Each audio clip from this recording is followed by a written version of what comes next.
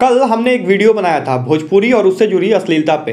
हालांकि हमारे इस वीडियो का मकसद कोई किसी मुहिम या आंदोलन को खड़ा करना बिल्कुल नहीं था, लेकिन जिस तरीके से कल से लगातार आप लोगों का कॉल और मैसेज आ रहा है, हमने यह तय किया है कि इस विषय पर हम कुछ और वीडियोज़ बनाएंगे। इस विषय का हमारा ये दूसरा वीडियो है। इस वीडियो में हम बात करेंगे भोजपुरी फिल्म इंडस्ट्री की शुरुआत कब हुई, कब पहली बार भोजपुरी की फिल्म बनी और भोजपुरी फिल्म इंडस्ट्री में अश्लीलता की एंट्री कब हुई। तो औपचारिकता के लिए बता दूं, नमस्कार, मेरा नाम राकेश है और आप देखने लगे हैं प्रयास न्यूज। भोजपुरी सिनेमा का मौजूदा दौर शायद अपना इतिहास भूल गया है। मौजूदा भोजपुरी फिल्मकारों निर्माताओं को इस फिल्म उद्योग को खड़ा करने वाली हस्तियों के संघर्ष और लगन का पता नहीं है, या फिर वे भूल रहे हैं कि कैसे इस इंडस्ट्री को खड़ा किया गया है। भोजपुरी सिनेमा से जुड़े लोगों को यह जानना चाहिए कि उन दिनों अगर नाजिर हुसैन ने बिमल राय से भाषा और बोली पर समझौता कर लिया होता तो वह अपने इतिहास की पहली फिल्म गंगा मैया तोहरे पीरी चढ़ैबो नहीं देख पाते। फिल्मों में भोजपुरी का आगमन यूं तो 1932 ईस्वी में बनी दूसरी बोलती फिल्म इंदर सभा से ही हो गया था। सांगीतिक फिल्म होने के नाते इस फिल्म में कुल 72 गाने थे, जिसमें 2 गाने भोजपुरी के थे। हम आज भी इस फिल्म के गीत सूरतिया दिखाए जाओ बाके छैला और खड़े हूँ तोरे द्वार बुलाले मोरे साजन रे के तौर पर सुन सकते हैं। निर्माता निर्देशक जे मदन ने फिल्म इंदर सभा के सहारे सबसे ज़्यादा गाने वाली फिल्म का विश्व रिकॉर्ड भी बनाया था। भोजपुरी से जुड़े लोग इस रिकॉर्ड के साथ अपने आप को जोड़कर गौरवान्वित महसूस कर सकते हैं। जे मदन के सहारे फिल्मों में भोजपुरी का आगमन तो हुआ, लेकिन एक पूर्ण भोजपुरी सिनेमा बनने का सफर 1962 में पूरा होता है। भोजपुरी सिनेमा का इतिहास बड़ा प्यारा था, मगर बाजार ने इसे खराब कर दिया है।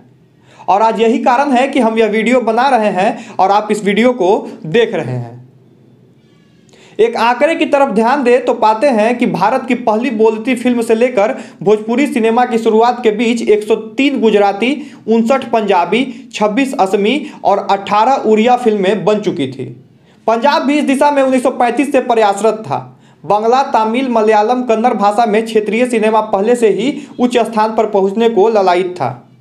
ऐसे में भोजपुरी सिनेमा के लिए क्षेत्रीय सिनेमा के तौर पर स्थापित होने की राह आसान तो बिल्कुल नहीं होगी। आज़ादी के बाद बदलते भारत में सिनेमा भी बदला। फिल्म शिक्षण संस्थान से लेकर फिल्म आर्काइव तक बनाए गए। सिनेमा में जहां व्यक्तिगत स्तर पर प्रयास चल रहे थे, वहीं आज़ाद भारत में नवनिर्वाचित राष्ट्रपति डॉक्टर राजेंद्र प्रसाद की ओर से एक सराहनीय काम किया गया। यह वही दौर था जब गांधी जी सिनेमा को खराब चीज मानते थे। दिल्ली में आयोजित एक फिल्म समारोह में डॉक्टर राजेंद्र प्रसाद ने अपने संबोधन में अपने भोजपुरी भाषी होने का दायित्व निभाते हुए भोजपुरी सिनेमा की दिशा में काम करने का फिल्मकारों से आह्वान किया। राजेंद्र प्रसाद ने यह भी माना कि उन दिनों भले ही भोजपुरी साहित्यिक रूप से समृद्ध नहीं थी, लेकिन सांस्कृतिक विविधता इतनी विशाल थी जिससे पूरा देश लाभान्वित हो सकता था। उसी समारोह में बैठे भोजपुरी माटी के खाटी लाल हिंदी सिनेमा में संवाद अदायगी के पुरोधा उत्तर प्रदेश और बिहार की सीमा से सटे गाजीपुर के निवासी नजीर हुसैन काफ़ी प्रभावित हुए। इसी समारोह में वह अपनी फिल्म नई दिल्ली के लिए राष्ट्रपति पुरस्कार पा चुके थे। डॉक्टर राजेंद्र प्रसाद के आह्वान से प्रभावित नजीर ने समारोह में राष्ट्रपति को भरोसा दिलाते हुए कहा, डॉक्टर साहब समझी हम आजे से इस दिशा में प्रयत्नशील हो गई नहीं जा, रउआ शुभकामना करी। और यही वो समय था जहां से भोजपुरिया सिनेमा की वास्तविक नींव पड़ती है। नजीर की अपनी अभिनय और लेखन क्षमता के बदौलत ही फिल्मकार बिमल राय ने उन्हें अपना सहयोगी बनाया था। बिमल राय की 2 बीघा जमीन के लेखक नजीर साहब ही थे। लेखन की प्रबलता तो उनकी इसी फिल्म से जानी जा सकती है। इसी सहारे उन्होंने पहली भोजपुरी फिल्म गंगा मैया तोहे पीरी चढ़ैबो की पटकथा लिखी और सबसे पहले बिमल राय के पास गए। बिमल दा को कहानी बहुत पसंद आई, लेकिन उन्होंने इसे हिंदी में बनाने को कहा। नाजिर साहब ने अगर उस दिन अपनी कहानी के साथ बिमल दा से समझौता कर लिया होता तो भोजपुरी में बनी पहली फिल्म की तिथि कोई दूसरी हो सकती थी। उनका धैर्य उनके ही एक कथन में दिखता है, ये फिल्मियाँ चाहे जहिया बनाएंगे तो भोजपुरी में।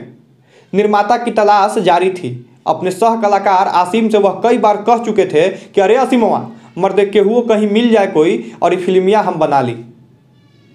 समय निकल रहा था, लेकिन उन्हें बंबई में कोई निर्माता नहीं मिला।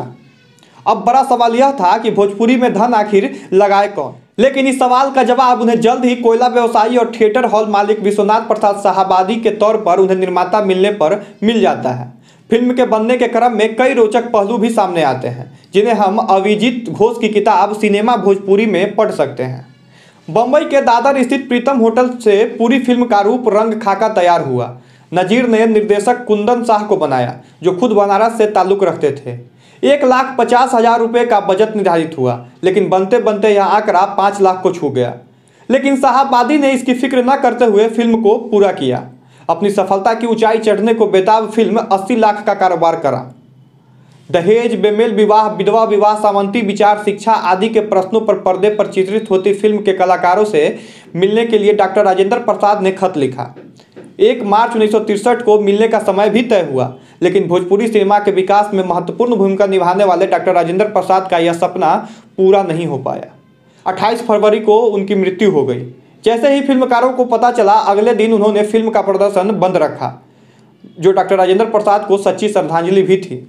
इसके बाद विदेशिया, हमार संसार, गंगा किनारे मोरा गांव रे, कब हुई गौनवा हमार, दंगल, महुआ आदि फिल्मों के साथ भोजपुरी सिनेमा बढ़ते क्रम में आज हमारे सामने छलकत हमरो जवनिया, राते दिया बुता के पिया क्या क्या किया गीतों के जरिए अश्लीलता पेश करने पर आतुर दिखता है। क्या आज भोजपुरी के लिए किए गए संघर्ष को इनमें से कोई निर्देशक निर्माता याद रखता है?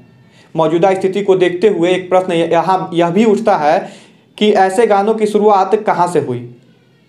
भोजपुरी सिनेमा के इतिहास को खंगालने पर पता चलता है कि सन 2000 के आसपास में यह उद्योग एकदम खत्म होने के कगार पर था।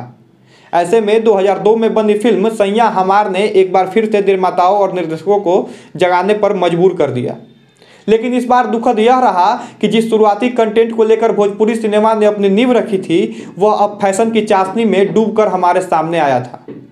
फिल्म ससुरा बड़ा पैसा वाला की सफलता को देखने के बाद भोजपुरी निर्माताओं के बीच कुछ भी दिखाने की होड़ लग गई और उस पे प्राइवेट कैसेट उद्योग के द्वारा गवनवा लैजा राजा जी जैसे गानों ने 4 चांद लगा दिया। नतीजा ये रहा कि 2004 के बाद से अब तक के भोजपुरी सिनेमा और गाना चोली, चुम्मा, लहंगा, रिमोट आदि से ऊपर ही नहीं आ पाया। दर्शकों की दृष्टि से भी अगर देखें तो ऐसे गीत संगीत से भरी फिल्मों के प्रोडक्शन के लिए कहीं न कहीं हम और आप जैसे दर्शक भी जिम्मेदार हैं। दर्शकों ने ही फिल्मकारों को बढ़ावा दिया है। हमें भोजपुरी सिनेमा के उन पलों को आज भी याद करने की जरूरत है जिसमें लोगों ने अपने मेहनत से इस उद्योग को बनाया था। हमें यह सोचना पड़ेगा कि भविष्य में भोजपुरी फिल्म इस रफ्तार से चली तो पोर्न वीडियो और भोजपुरी गानों में कोई खास अंतर नहीं रह जाएगा और फिर हम खुद अपनी संस्कृति के बदनामी का कारण होंगे। खैर, इस बदलाव के लिए 1 या 2 नहीं बल्कि पूरे भोजपुरिया समाज को सोचना होगा। फिलहाल इस वीडियो में इतना ही। अगर इस विषय पे आप हमसे सहमत हैं तो वीडियो को शेयर करें। कमेंट बॉक्स में इस विषय पर आप क्या सोचते हैं ये जरूर लिखें। चैनल को अगर अभी तक आपने सब्सक्राइब नहीं किया है तो सब्सक्राइब कर लें और वीडियो अगर थोड़ी सी भी अच्छी लगी हो तो वीडियो को लाइक जरूर कर दें। बहुत बहुत धन्यवाद।